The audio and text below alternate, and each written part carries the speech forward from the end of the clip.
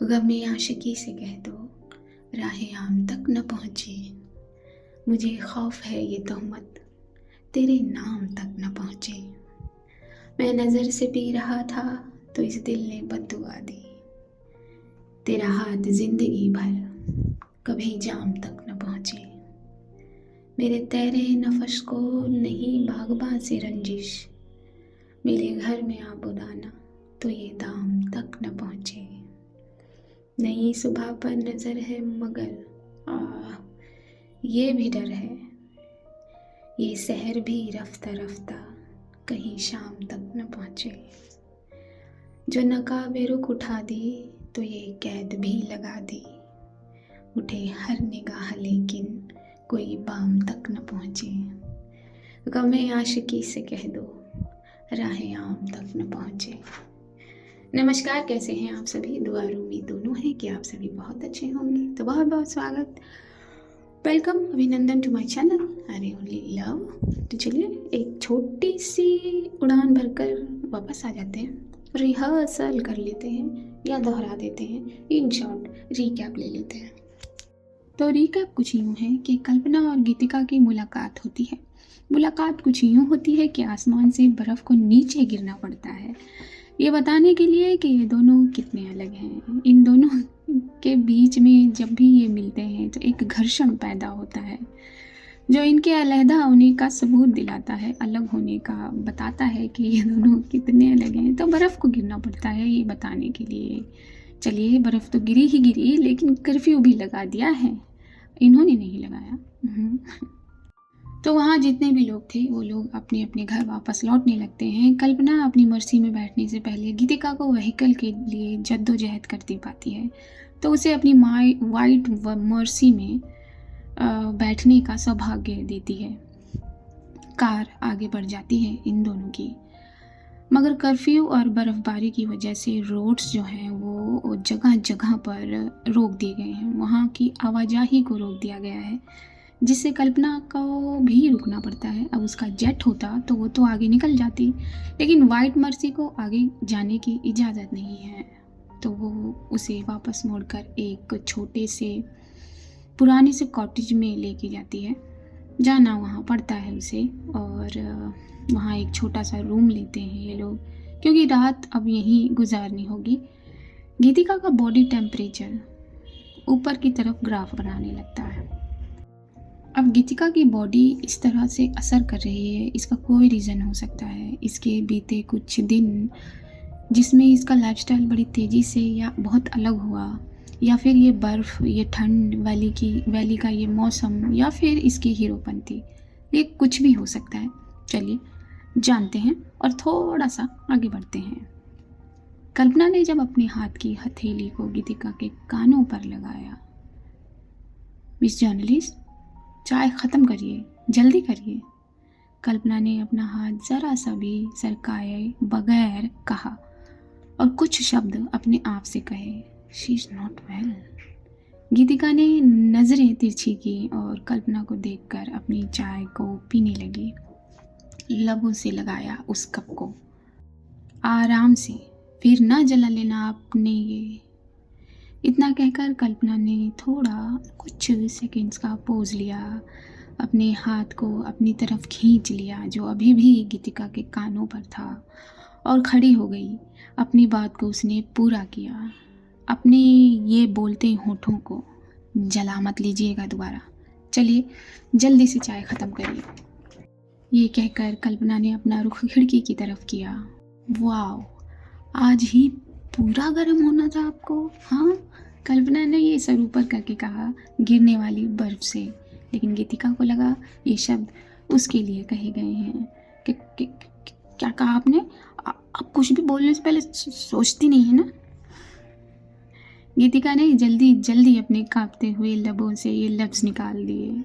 अरे चुप रहिए, बोला नहीं जा रहा है, लब हिल नहीं रहे, लेकिन फिर भी बोलना है, फिर भी आर्ग्यू करना है। चलिए चाय ख़त्म कीजिए जल्दी। टाइम वेस्ट कितना करती हैं आप, ब्रेनलेस। हर चीज़ आपके लिए नहीं है ना, हाँ? और आपको क्या ज़रूरत थी अपनी ये हीरोपंती दिखाने की, ये जानते हुए कि ब्रेन के साथ साथ बॉडी में भी कुछ नहीं है, हाँ? देखिए कितना कांप रही हैं आप। कल्पना की इस बात पर गीतिका सिर्फ और सिर्फ उसे देखती नजर आई। देखना बंद करिए, चलिए पीछे सरकिए, चलिए सिरहाने से लगाइए खुद को।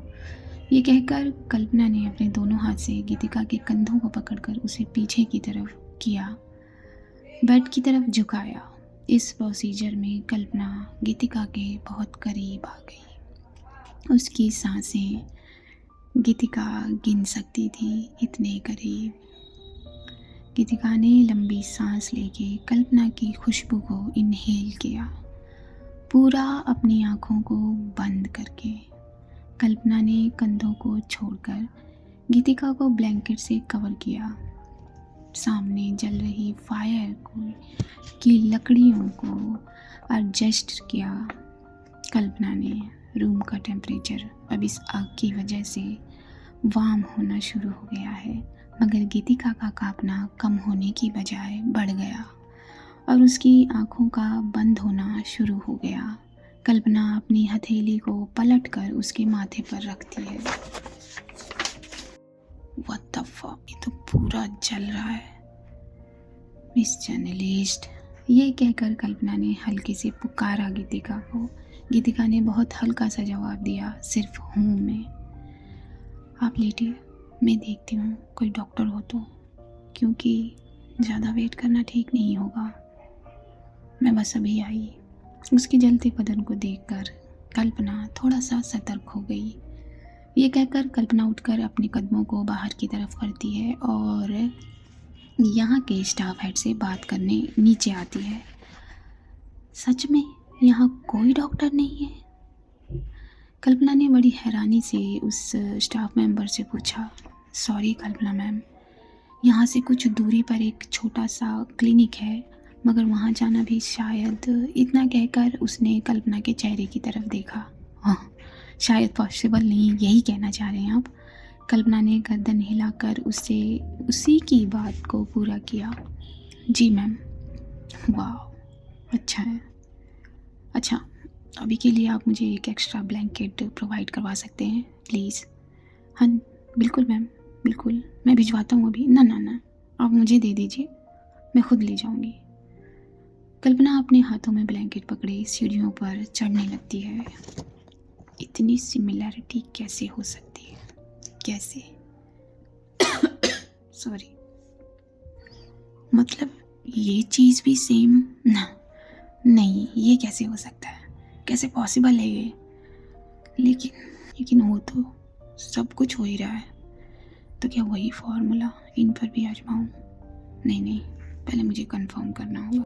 ये सारी बातें सोचते हुए वो अपनी सीढ़ियाँ तय कर लेती है और रूम का डोर ओपन करते ही अपनी गर्दन को बेड की तरफ घुमाती है तो गीतिका को देखती है। वो अपने ब्लैंकेट में भी कांपती नज़र आ रही है। कल्पना अपने हाथ वाले ब्लैंकेट को भी गीतिका के ऊपर उड़ा देती है और अपने कदम बेड की उस साइड ले जाती है जिस साइड गीतिका सोई हुई है, और अपनी नीज के बल वो बैठ जाती है नीचे ज़मीन पर। जैसे देखूँ मैं, फीवर तो है, ये तो कंफर्म है, मगर रेस्पिरेटरी कैसे चेक करूँ? कैसे? ये कहते हुए कल्पना ने धीरे से गीतिका के चेस्ट से ब्लैंकेट हटाया।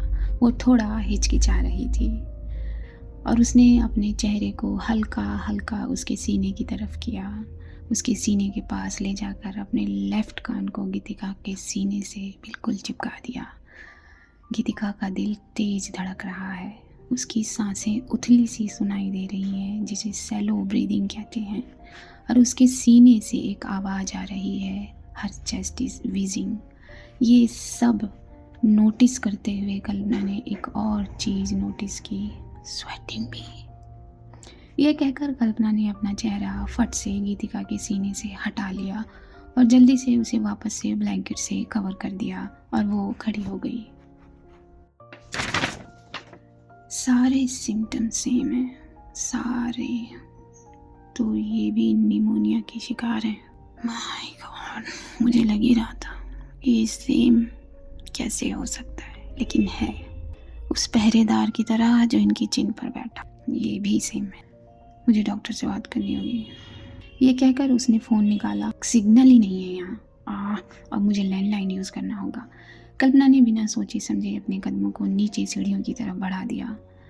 एक्सक्यूज़ मी, आई होप यहाँ लैंडलाइन तो काम कर रहा होगा। कल्पना ने अपने कदम रिसेप्शन पर रोके और वहाँ खड़ी एक खूबसूरत लड़की से पूछा। जब कल्पना की आवाज़ आई तो वो लड़की उसकी बैक साइड पर खड़ी थी। उस लड़की ने अपना रुख मोड़ा और अपनी नज़रें कल्पना के चमकते चेहरे पर की और उसकी निगाहें कल्पना की आंखों पर आकर अटक गई। कल्पना ने उसके इस एक्शन पर रिएक्शन दिया। अपना दाहिना हाथ उसके चेहरे के सामने वेव किया। हेलो हेलो मिस, आप बाद में घूरिएगा, बाद में देखिएगा। सबसे पहले मेरी बात का जवाब दीजिए, टाइम वेस्ट मत कीजिए प्लीज़। Yes ma'am, yes. वो लड़की ख्यालों से बाहर निकली और उसने कल्पना की बात का जवाब दिया। थैंक यू सो मच बताने के लिए। कल्पना ये कहकर लैंडलाइन की तरफ बढ़ गई। उसने रिसीवर उठाया और एक नंबर डायल किया। Thank God doctor Malik, thank God आपका फ़ोन लगा, थैंक गॉड आपने फ़ोन उठा लिया। It's emergency doctor. सामने से डॉक्टर ने कल्पना से कहा, रिलैक्स, काम डाउन कल्पना, क्या हुआ? Doctor again it's a pneumonia. यहाँ पर कल्पना ने डॉक्टर मलिक से सारी बातें बताई, गीतिका के सारे सिम्टम्स बताए जो कि सेम थे, जो उसे लग रहा था वही था। ओके, तो कल्पना आपको पता है कि क्या करना है? डॉक्टर मलिक, नो, मैं यहाँ आईवी एडविल और टेनलॉल लेकर नहीं घूम रही। और अब वो दवाइयाँ मैंने बंद करके रख दी हैं और इसकी हालत बहुत ख़राब है। आई डोंट थिंक सो कि ओरली इतनी जल्दी ये रिकवर कर पाएगी। ओके, तो आईवी मैं कहाँ से लगाऊंगी यहाँ डॉक्टर? यहाँ केमिस्ट शॉप तक नहीं है और क्लिनिक इतना दूर है कि मैं वहाँ नहीं जा सकती। Okay, relax Kalpana, I think हमें एस्ट्रियो नाम देना होगा। हाँ, अगेन एस्ट्रियो नाम। मैं कहाँ जाऊँ ये इंजेक्शन लेने? एक सेकेंड कल्पना। ओके डॉक्टर मलिक, आप रुकिए, मैं आपके पास आती हूँ। वेट, आप कैसे आएंगी कल्पना? मैं पीछे बैक वाला जो रास्ता है ना, मैं वहाँ से आती हूँ। आप प्लीज़ मुझे ये मेडिसिन और ये इंजेक्शन दे दीजिएगा।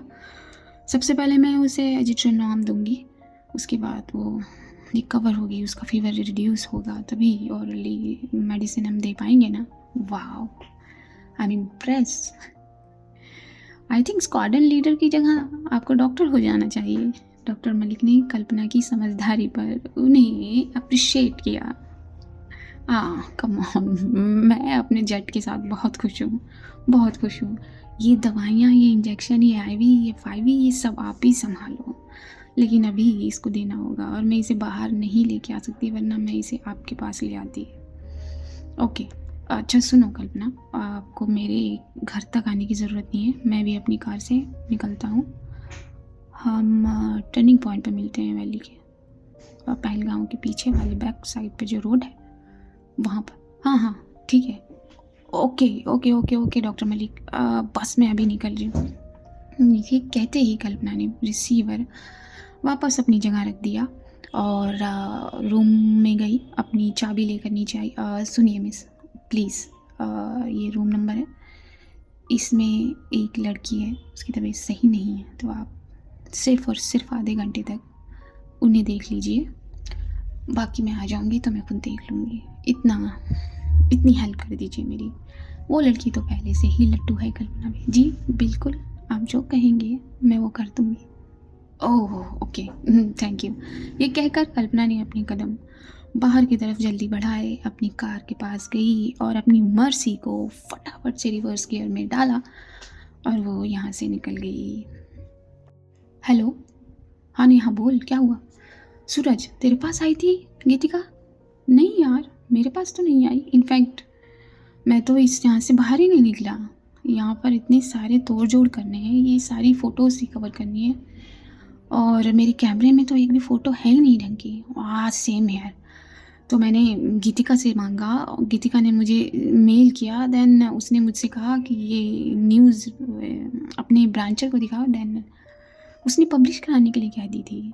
मैंने पब्लिश भी करा दी, पता नहीं उसने पढ़ी कि नहीं पढ़ी, क्योंकि उसका कॉल आया ही नहीं दोबारा। ओके, तूने उसने दोबारा कॉल किया, मैं उसे 10 बार कॉल कर चुकी हूँ और अब तो उसका फ़ोन ही स्विच ऑफ आ रहा है। आई होप वो ठीक हो। नेहा ने थोड़ी सी फिक्र दिखाते हुए सूरज से कहा, डोंट वरी यार, कर लेगी वो फ़ोन, चल। अच्छा सुन, मुझे ना इसके 4-5 बैकर्स चाहिए थे, जो ये वाला अरे यार कौन सा है वो जिला अध्यक्ष का क्या नाम है, नाम छोड़, मैं समझ गई, मैं भेजती हूँ, हाँ जल्दी भेज। इन दोनों का कन्वर्जेशन यहाँ ख़त्म हो जाता है और ये दोनों अपने काम में लग जाते हैं। अभी जी जरना, आप घर कैसे जाएंगे? देखता हूँ, कहीं ना कहीं से तो रास्ता मिल ही जाएगा, क्योंकि यहाँ रुकना तो खतरे से खाली नहीं है। अभी ने डरते हुए कहा। सामने से कर्नल साहब आ रहे थे। हाँ, तो जाने की तैयारी हो गई? जी सर, बिल्कुल। तो जाइए। कर्नल साहब ने अपना सर हिलाते हुए अभी को जाने का ऑर्डर दिया। जरनाब ने अपने अब्बू को, अपने पापा को बड़े प्यार से इसरार करती नज़रों से देखा, लेकिन कर्नल साहब तो कर्नल साहब हैं, उन्होंने अपनी गर्दन को ना में हिला दिया। जी मैं जाता हूँ। ओके। और कर्नल साहब ये कहकर अपने कदम आगे की तरफ ले गए। डोंट वरी जरनाब, मैं रास्ते में किसी छोटे से होटल में रुक जाऊँगा अगर घर तक का रास्ता साफ नहीं हुआ। हाँ, हम भी आपसे यही कहने वाले थे। ओके, ख्याल रखना अपना। जी आप भी। और बड़ी रोमांटिक निगाहों से एक दूसरे को देख लेने के बाद अभी भी अपनी कार की तरफ बढ़ जाता है। कल्पना यहाँ ड्राइव करते हुए कैसे ना कैसे उस पॉइंट पर पहुँच जाती है, मगर अभी डॉक्टर मलिक वहाँ पहुँचे नहीं हैं। Oh doctor Malik, where are you? Again Kalpana अपना फ़ोन निकालती है। यहाँ हल्का सा सिग्नल आ रहा है। वो उसी वक्त डॉक्टर मलिक को फ़ोन लगाती है। किधर हैं आप डॉक्टर मलिक? मैं कब से वेट कर रही हूँ आपका। बस कल्पना 5 मिनट दीजिए। और ये कहते हुए सामने से एक कार कल्पना को नज़र आती है आते हुए। मैंने देख लिया आपको। जी कल्पना, मैंने भी आपकी वाइट मर्सी को देख ही लिया। जी जल्दी आइए। ये कहते हुए कल्पना फ़ोन रख देती है और ये दोनों अपनी अपनी कार से निकलते हैं। डॉक्टर मलिक के हाथ में एक पैकेट है जिसमें इंजेक्शन और दवाइयाँ हैं। और thank you so much doctor Malik. वो बुखार में तप रही है बहुत, उसे स्वेटिंग भी है, सेम एज इट इज़। कैसे हो सकता है ये? आप मुझे थोड़ा सा बताएंगे अभी फ़िलहाल के लिए, क्या 2 इंसानों को एक ही सिम्टम्स एग्जैक्टली कैसे हो सकते हैं? कैसे? ये बहुत लंबा प्रोसीजर है, ये बहुत लंबी क्लास लेनी होगी आपकी, लेकिन अभी के लिए मैं बता दूं कि होता है कभी कभी 2 इंसान एक जैसा सिम्टम्स फॉलो करते हैं और ये बहुत रेयर होता है, लेकिन होता है। ओके, लेकिन क्योंकि नहीं हर इंसान, किसी को भी निमोनिया होगा, शिवर निमोनिया होगा तो एक जैसे सिम्टम्स ही देगा, ये ज़रूरी नहीं है। लेकिन किसी किसी केस में आप सिमिलरिटी देख सकते हैं और इस केस में तो कुछ ज़्यादा ही सिमिलरिटी है, क्योंकि हर पेशेंट एक ना एक सिम्टम स्किप कर देता है। ओके मैं समझ गई। अभी के लिए मैं चलती हूँ और thank you so much doctor Malik. कोई बात नहीं कल्पना, इट्स ओके। अपनी निगाहों में बहुत सारी केयर लेकर डॉक्टर मलिक ने कल्पना को देखा। अब ये केयर है या उनके लिए, कल्पना के लिए उनका प्यार? कल्पना तो मुड़कर अपनी वाइट मर्सी में बैठ जाती है, लेकिन मलिक वहीं खड़े रहते हैं जब तक कल्पना की कार मुड़कर अपने रास्ते जाती नहीं। डॉक्टर मलिक भी अपनी ड्राइविंग सीट पर बैठते नहीं।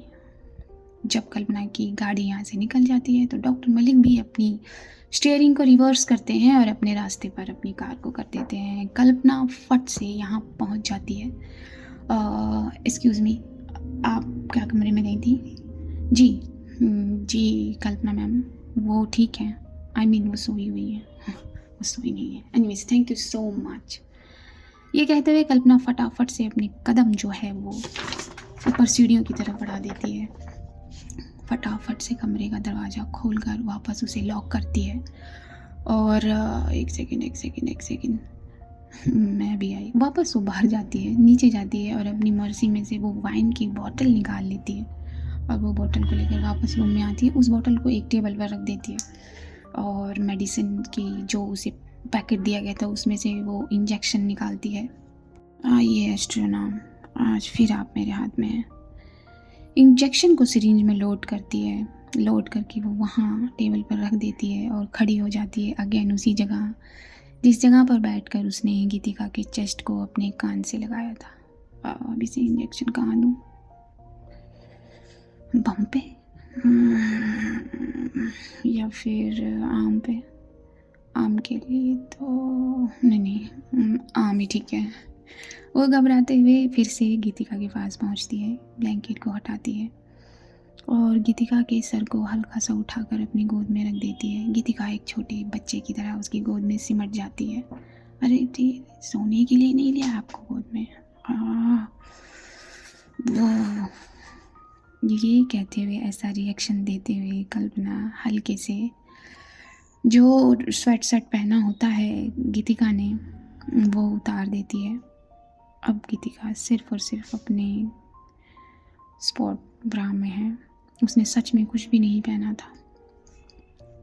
और जब कल्पना उसका स्वेट शर्ट निकाल देती है तो उसकी नज़र एक पल के लिए गीतिका के चेहरे पर अटक जाती है, चेहरे से उसके गर्दन पर। लेकिन वो अपनी नज़रों को ऑर्डर नहीं देती गर्दन से नीचे जाने का।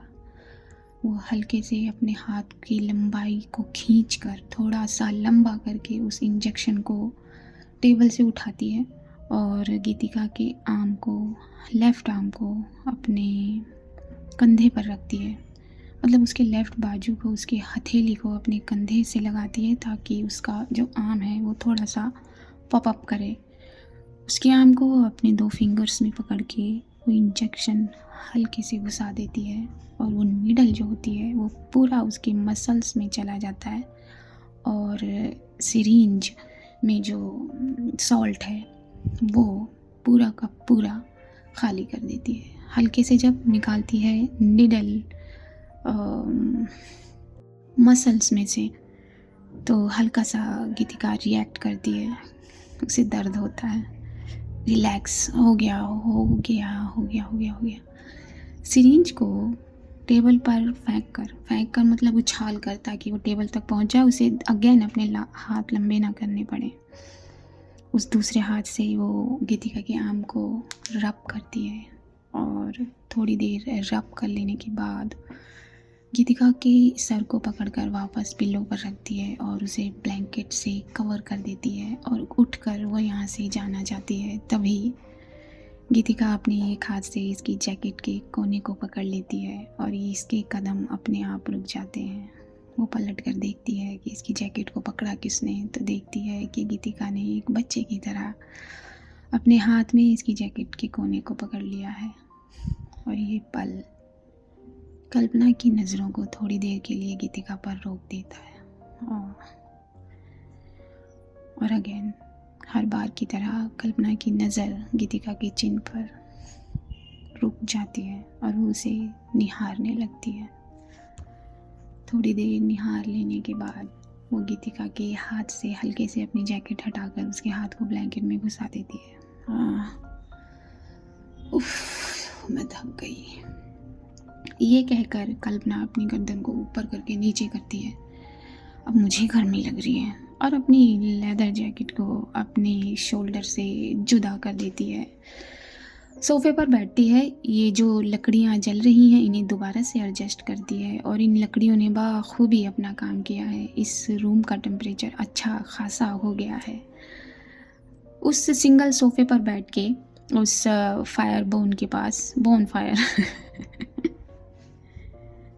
सिंगल सोफे पर बैठ के जब अपनी गर्दन को थोड़ा सा रिलैक्स देने के लिए इधर उधर करती है कल्पना, तो उसकी नज़र वाइन की बोतल पर पड़ती है। चलो, कर्नल साहब तो नहीं ले पाए इसकी सिप, मैं ही ले लेती हूँ। तो चाय के लिए जो उसने कप मंगाया था, अपने ही कप में, उसी कप में जिसमें उसने चाय पी थी, वाइन की बोतल को खोलकर उस कप को भर के वो फायर के आगे बैठकर उस कप से सिप लेने लगती है, एक एक, और बड़े आराम से, बड़ा टेस्ट करके, बहुत आराम से वो एक एक सिप अपने फूड पाइप में गिराती है और दूसरे हाथ से वो अपने माथे को रगड़ने लगती है और एक लंबी सांस लेती है। जितना मैं इनसे दूर जाना चाहती हूँ उतना ही मेरे पल्ले पड़ रही है। मतलब चाहती हूँ कि 10 मिनट भी इनके साथ भेंट ना हो, और अब पूरी रात ये मेरे साथ गुजार रही हैं। तो आई होप कोई स्टॉक ना कर रहा हो मुझे। ये कहते वो फिर से अपनी कुर्सी से उठ जाती है और विंडो के पर्दे को हटाकर बाहर की तरफ नज़र करती है। आज किसी के होने का सवाल ही नहीं। बर्फ़ ने सड़कों पर इतनी मोटी मोटी परतें लगा दी हैं कि क्या ही कहा जाए। पेड़ों पर के पत्तों को बर्फ़ ने अपनी सफ़ेद रंग से ढक लिया है। ये जो कॉटेज है, इसके हल्के से जो बाउंड्रीज़ कहते हैं, बाउंड्रीज़ पे बर्फ़ ने अपना घर कर लिया है। विंडो के स्लैब पर बर्फ़ पड़ रही है। कल्पना विंडो से अपना हाथ दोबारा बाहर निकालती है और अपनी हथेली को इस कदर आसमान की तरफ करती है कि उसमें बर्फ़ की 2-3 बूंदें आकर अटक जाएं। और ऐसा ही होता है।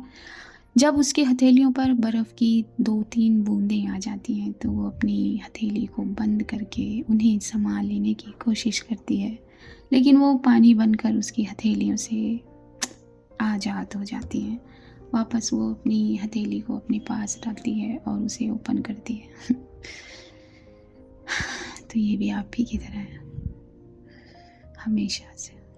हमेशा से ये और आप सेम रहे हैं।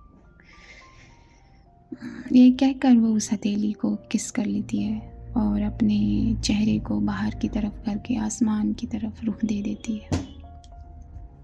इतने में उसका कप खाली हो जाता है। वो उस कप को दोबारा भरती है और फिर अपने चेहरे को गीतिका की तरफ मोड़ती है। अपने हाथ में कप लिए और वाइन की बोतल लिए वो गीतिका की तरफ बढ़ती है। साइड वाली टेबल पर वाइन की बोतल को रख कर बैठ के उस साइड बैठ जाती है और अपने कप से अपनी सिप लेती रहती है और कुछ सोचती रहती है। कुछ यादें उसे कुरेद रही हैं।